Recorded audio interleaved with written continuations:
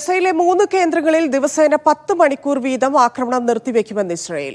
അൽമവാസി, ദൈറുൽ ബല, Gaza city എന്നിവിടങ്ങളിലാണ് സഹായ വിതരണത്തിനായി ആക്രമണം നിർത്തുക.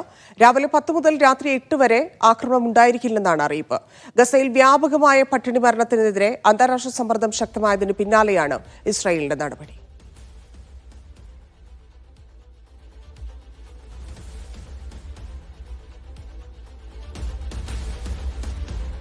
MC നാസർ ചേരുന്നു. MC, ആശ്വാസകരമാണ് ഈ വാർത്ത. 10 മണിക്കൂറെങ്കിൽ 10 മണിക്കൂർ എങ്ങനെ ഭക്ഷണം എത്തിക്കും എന്നുള്ളതാണ്. കാരണം നമുക്കറിയാം, കഴിഞ്ഞ കുറേ ദിവസങ്ങളായി ഭക്ഷണം കാത്തു നിന്നവരാണ് ഏറ്റവും കൂടുതൽ ആക്രമിക്കപ്പെട്ടതും കൊല്ലപ്പെട്ടവരും.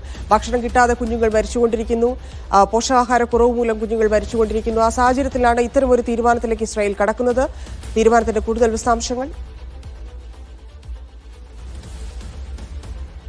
ധന്യ, ഇന്ന് ഇപ്പോൾ മാർച്ച് മാസത്തിന് ശേഷം ഇതാദ്യമായിട്ടാണ് ഏതാനും ട്രക്കുകൾ റഫ അതിർത്തി മുഖേന ഗസയിലേക്ക് എത്തുന്നത്. വളരെ പരിമിതമായിട്ടുള്ള ട്രക്കുകൾ മാത്രമാണ് എത്തിയിരിക്കുന്നത് എന്ന ഒരു സങ്കടമുണ്ട് എങ്കിൽ പോലും ഇതാദ്യമായിട്ടൊരു വളരെ ചുരുങ്ങിയ ഒരു 10ഓളം ട്രക്കുകൾ മാത്രമാണ് ഇന്ന് അനുവദിച്ചിരിക്കുന്നത്. അതോടൊപ്പം തന്നെ ഇന്ന് വെളുപ്പിന് ആകാശമാർഗം ഭക്ഷണം എയർലിഫ്റ്റ് ചെയ്യാനുള്ള ഒരു നീക്കവും നടന്നിരുന്നു. പക്ഷേ ഇതൊന്നും തന്നെ നിലവിലുള്ള പട്ടിണി മറികടക്കാൻ പര്യാപ്തമായിട്ടുള്ള ഒരു സംവിധാനമല്ല. അതുകൊണ്ട് തൽക്കാലം ഈ അന്തർദേശീയ തലത്തിൽ രൂപപ്പെട്ട ഒരു സമ്മർദ്ദത്തെ മറികടക്കാനുള്ള കേവലമായിട്ടുള്ള ഒരു തന്ത്രം മാത്രമാണ് ഇപ്പോൾ ഇസ്രായേൽ തുടർന്നുകൊണ്ടിരിക്കുന്നത്. ഇത് മാറ്റിക്കൊണ്ട് എല്ലാ അതിർത്തികളും തുറന്ന് നിർബാധമായിട്ടുള്ള ഭക്ഷ്യവസ്തുക്കളും വെള്ളവും മരുന്നും ഇന്ധനവും ഗസയിലേക്ക് എത്തിക്കുക എന്നതാണ് ഏറ്റവും പ്രധാനം. അതിനുവേണ്ടിയുള്ള നീക്കമാണ് നടക്കേണ്ടതെന്ന് അന്തർദേശീയ മനുഷ്യാവകാശ സംഘടനകളും അതോടൊപ്പം തന്നെ UN-ന്റെ വിവിധ ഏജൻസികളും ആവശ്യപ്പെടുന്നുണ്ട്.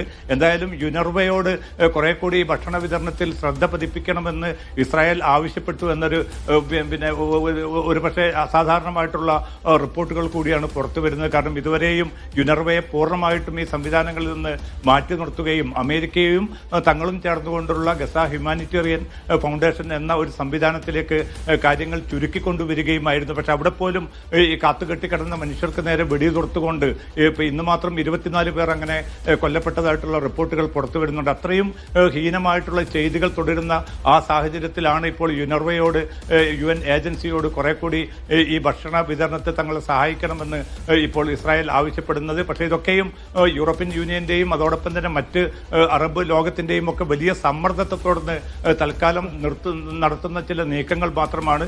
ഇതിലപ്പുറം കുറെ കൂടി ശാശ്വതമായിട്ടുള്ള ഈ പ്രതിസന്ധി പരിഹരിക്കണമെങ്കിൽ പൂർണ്ണമായ തോതിൽ ഭക്ഷ്യ വിതരണം അല്ലെങ്കിൽ ഭക്ഷ്യ സംവിധാനങ്ങൾ കുറ്റമറ്റ രീതിയിൽ നടപ്പാക്കണമെങ്കിൽ റഫയിലൂടെ തന്നെ അല്ലെങ്കിൽ മറ്റ് അതിർത്തികളിലൂടെയും ഭക്ഷ്യവസ്തുക്കൾ ഇവിടേക്ക് എത്തിക്കുകയും അത് വളരെ മികച്ച സംവിധാനത്തിലൂടെ UN ഏജൻസികളിലൂടെ തന്നെ അത് നടപ്പാക്കുകയുമാണ്. ഇപ്പോൾ മധ്യ ഗസയിലും വടക്കൻ ഗസയിലും ഈ ഭക്ഷണത്തിന്റെ ഒരു തുണ്ടുപോലും എത്തിയിട്ടില്ല എന്ന റിപ്പോർട്ടുകൾ കൂടി അവസാന രക്ഷ ഇല്ലെങ്കിൽ സഹായം എന്നോണം ബോട്ടിലുകളിലാക്കി കടലിൽ ഒഴുക്കുന്നത് വരെ നമ്മൾ കണ്ടു. ആ സാഹചര്യത്തിൽ കൂടിയാണ് ഈ വാർത്ത വരുന്നത്. ഒപ്പം തന്നെ എയർ ഡ്രോപ്പ് ചെയ്യുന്നത് ഏത് രീതിയിലായിരിക്കും, ഏതൊക്കെ പ്രദേശങ്ങളിലാണ്, അത് എങ്ങനെ എല്ലാവരിലേക്കും എത്തും എന്നൊക്കെയുള്ളത് ഏത് തരത്തിലാണ് ഇവർ കാൽക്കുലേറ്റ് ചെയ്തിരിക്കുന്നത്, അതിന്റെ സംവിധാനത്തെ കുറിച്ച് കൂടി. തീർച്ചയായിട്ടും, കാരണം ലോകത്തിന്റെ ഒരു പ്രതിഷേധ സൂചകമായിട്ടുള്ള ഒരു പ്രതീകാത്മകമായിട്ടുള്ള പ്രതിഷേധം എന്ന നിലക്കാണ് ഈജിപ്തിലെ ആക്ടിവിസ്റ്റുകളും മനുഷ്യാവകാശ പ്രവർത്തകരുമാണ് കുപ്പികളിൽ കാലി ബോട്ടിലുകളിൽ ഈ ഭക്ഷണ വസ്തുക്കൾ അരിയും അതോടൊപ്പം തന്നെ പയർ ഉൽപ്പന്നങ്ങളും നിറച്ചുകൊണ്ട് കടലിൽ ഒഴുക്കുന്ന ഒരു സംവിധാനം തുടങ്ങിയിരുന്നു. വളരെ കുറഞ്ഞ തോതിലാണെങ്കിലും ഈ ബോട്ടിലുകൾ ഗസയുടെ തീരത്തെത്തുകയും അത് പട്ടിണി കിടക്കുന്ന മനുഷ്യർക്ക് വളരെ ചെറിയ തോതിലെങ്കിലും ഉപകരിക്കുന്ന ഒരു സാഹചര്യം ഉണ്ടായതായിട്ടുള്ള റിപ്പോർട്ടുകൾ പുറത്തു വന്നിരുന്നു. അതോടൊപ്പം തന്നെയാണ് ഇറ്റലിയിൽ നിന്ന് രണ്ടാമത് ഫ്രീഡം ഫ്ലോട്ടില എന്നൊരു കപ്പൽ ഗസയിലേക്ക് സഹായ വസ്തുക്കളുമായി എത്തി. ആ കപ്പലിൽ നിന്ന് വെളുപ്പിനാണ് ഇസ്രായേൽ സൈന്യം അതിക്രമിക്കുകയും ആ കപ്പൽ പിടിച്ചെടുത്തുകൊണ്ട് ഇപ്പോൾ ഏറ്റവും അവസാനം ലഭ്യമാകുന്ന റിപ്പോർട്ടുകൾ പ്രകാരം അത് അസ്തോദ് തുറമുഖത്തേക്ക് ആ കപ്പൽ എത്തിച്ചിരിക്കുകയാണ്.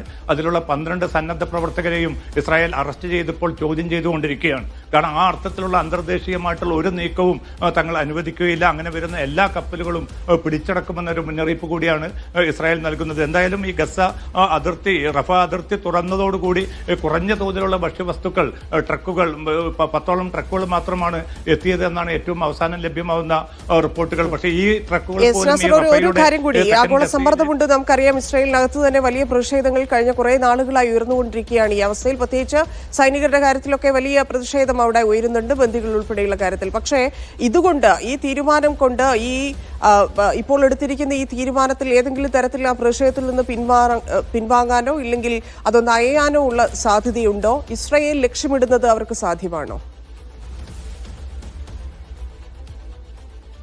തീർച്ചയായിട്ടും ഇസ്രായേൽ ഇപ്പോൾ ഈ വലിയൊരു സമ്മർദ്ദം രൂപപ്പെട്ടിരിക്കുന്നത് ഈ അമേരിക്കയുടെ ഭാഗത്തു നിന്ന് പോലും, കാരണം അത്രയും വലിയ ഒരു ആഭ്യന്തര സമ്മർദ്ദം ശക്തമായി തന്നെ നിലനിൽക്കുന്നുണ്ട്. ഒന്ന്, ബന്ദികളെ വിട്ടുകിട്ടാൻ വേണ്ടി ജനങ്ങൾ, ബന്ദികളുടെ ബന്ധുക്കളും അതോടൊപ്പം തന്നെ ഇസ്രായേലി പൊതുസമൂഹവും ഇന്നലെ ഹൈഫയിലും അതോടൊപ്പം തന്നെ ജെറൂസലം, തെല്ലവീവ് ഉൾപ്പെടെയുള്ള നഗരങ്ങളിൽ വലിയ തോതിലുള്ള പ്രക്ഷോഭങ്ങൾ ആരംഭിച്ചിട്ടുണ്ട്. ഇന്നും 10,000-ങ്ങളായിരിക്കും തെരുവിലേക്ക് വരാനുള്ള ഒരു നീക്കങ്ങളാണ് നടന്നുകൊണ്ടിരിക്കുന്നത്. നെതന്യാഹു ഇപ്പോൾ നടത്തുന്നത് ആ യുദ്ധം ഗസയിൽ നിന്ന് നിർത്താനുള്ള സമയമായിരിക്കുന്നു. തികച്ചും രാഷ്ട്രീയമായിട്ടുള്ള താല്പര്യത്തിന്റെ പുറത്താണ് ഈ യുദ്ധം ഇപ്പോൾ മുന്നോട്ട് കൊണ്ടുപോകുന്നത്. അത് ഇസ്രായേലിനും ലോക സമൂഹത്തിനും വലിയ ഭീഷണിയായി മാറിയിരിക്കുന്ന സാഹചര്യത്തിൽ എത്രയും പെട്ടെന്ന് യുദ്ധം അവസാനിപ്പിക്കണം, ബന്ദികളെ പൂർണ്ണമായിട്ട് വിട്ടുകിട്ടാൻ ഹമാസുമായിട്ട് ഒരു കരാറിൽ ഏർപ്പെടണമെന്നാണ് ഇസ്രായേലിലെ പൊതുസമൂഹം ഒന്നിച്ച് ആവശ്യപ്പെടുന്നത്. അതോടൊപ്പം തന്നെ അന്തർദേശീയ തലത്തിലും ഇപ്പോൾ കേവലമായിട്ടുള്ള ചില പൊടിക്കൈകൾ നടത്തിയതുകൊണ്ട് പിന്നെ മാത്രമായില്ല ഈ ആകാശമാർഗമുള്ള എയർലിഫ്റ്റ് ചെയ്തുകൊണ്ടുള്ള ഈ ഭക്ഷ്യവിതരണ പരിപാടി ഒരിക്കലും തന്നെ പ്രായോഗികമല്ല.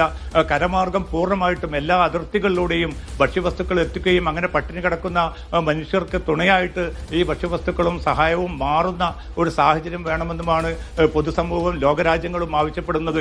ഇപ്പൊ തന്നെ ഡെൻമാർക്കിന്റെ ഒരു പ്രഖ്യാപനം വന്നിരിക്കുന്നു. ഡെൻമാർക്കിന്റെ ഒരു ദേശവിരുദ്ധമായിട്ടുള്ള ആ രാജ്യത്തിന്റെ താല്പര്യങ്ങളെ ഹനിക്കുന്ന ഒരു രാഷ്ട്രമെന്ന ഒരു പദവി തങ്ങൾ ഇസ്രായേലിന് നൽകേണ്ടി വരുമെന്ന ഒരു മുന്നറിയിപ്പാണ് ഇപ്പോൾ ഡെൻമാർക്ക് നടത്തിയിരിക്കുന്നത്.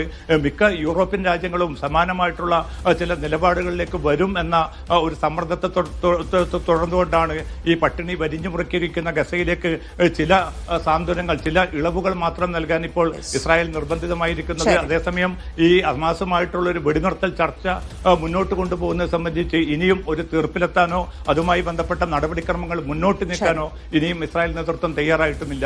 തന്നെയാ. ശരി, MC.